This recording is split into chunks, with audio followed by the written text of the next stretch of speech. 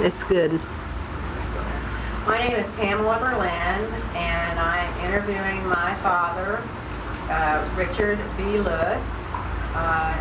Dick is what he goes by, and he was in World War II. And this is November the 1st, 2003, and we are speaking from Sanford, Florida.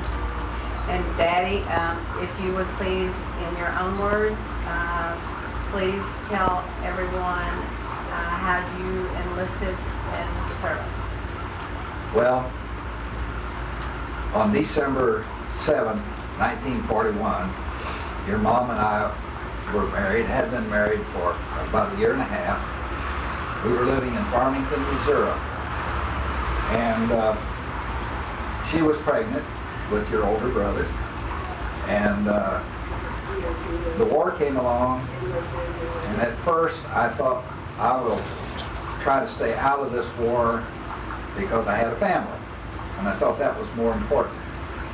But as things turned against the United States and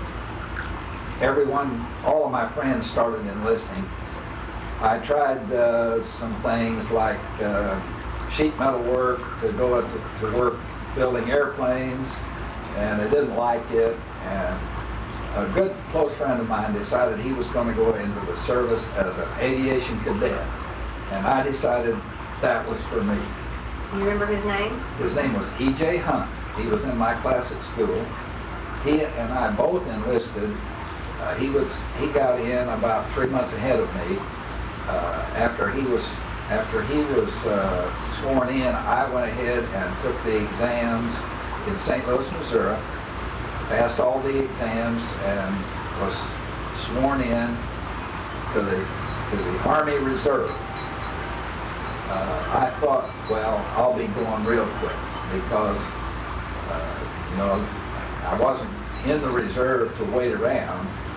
I sold my car, got everything in order, and months passed, and months passed, and I didn't think I was ever going to get called back in. But finally, in December of 1942, they finally sent me orders that I was to go to San Antonio, Texas, and begin my aviation cadet training. And how old were you? I was about 22. I was born in 1922, and this was in 42, so I was 20 years old.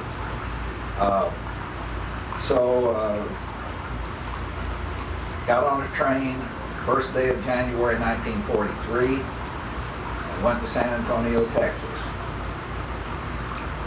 By this time, of course, your older brother had been born, and there was no way that I could take Margie with me because I was the lowest thing in the Army was an aviation cadet, and that's what I was. So I had no rights or privileges, so she had to stay home. Went to San Antonio, Texas, went through their basic training, and they moved us across the road, they called it, to the SAC Center, which was where you actually started not the physical training, but you started doing some of the mental work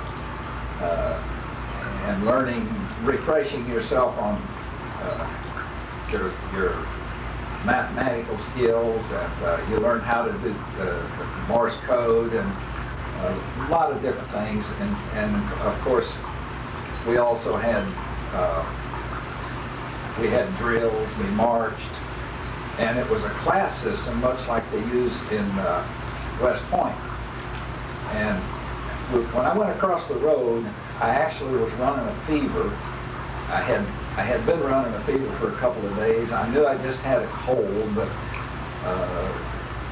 didn't want to go on sick call because I wanted to go across the road with my group. I went over there and got on sick call, and they put me in the hospital. And of course, in a few days, I was fine. But unfortunately, the ward that I was in had a boy come down with measles. So I got caught in that ward for 2 weeks of quarantine. The day before the quarantine ran out, another one came down with measles. I got caught in that ward for 2 more weeks.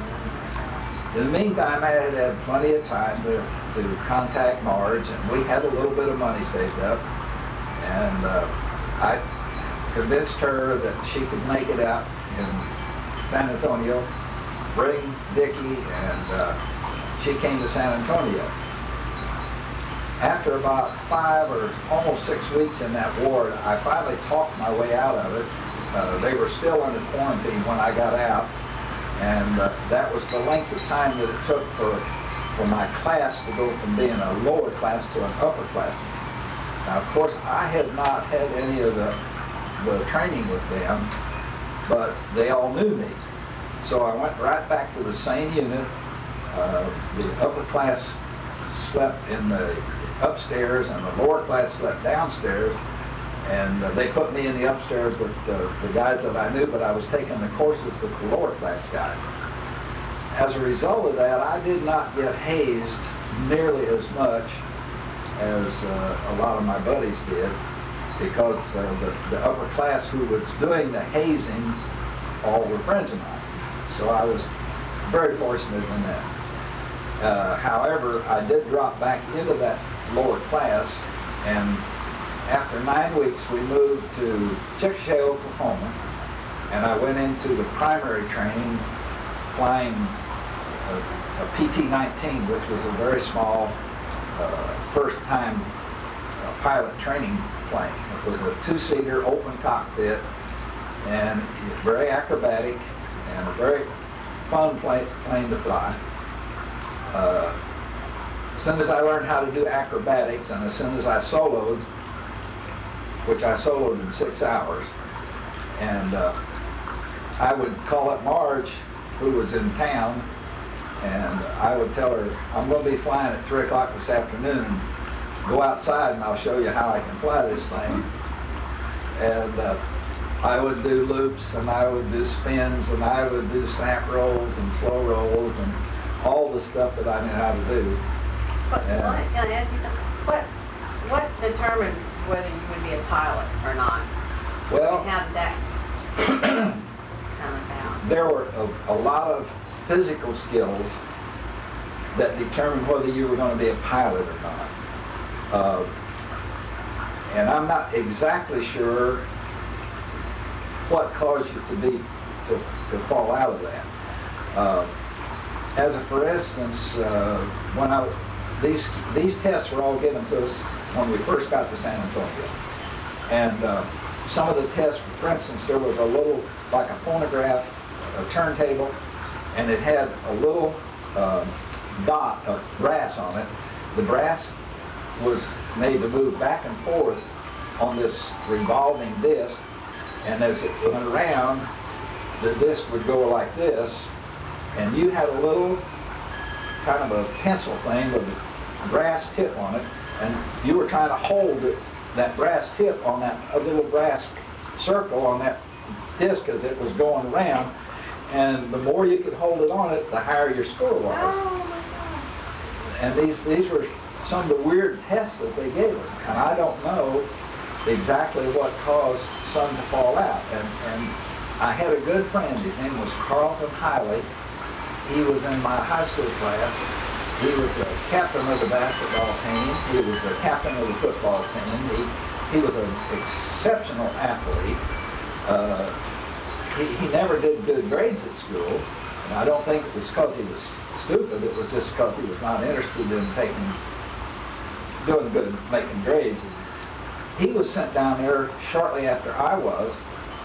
He had also enlisted in the aviation cadet program, and I went and visited with him after I found out he was there, and he had taken all the mental exams, and scholastic stuff. He passed all that with flying colors. He told me he was very worried about whether he was going to pass the rest of the exams, and I told him that I knew he was such a good athlete, there was no way that he wouldn't pass them. Unfortunately, he couldn't pass them, and they made him a gunner. Actually, he was put out of the cadet program and sent to gunnery school, became a gunner, and he went down in a B-17 that was on a submarine patrol down the Panama Canal. So I can't tell you. I really don't know what caused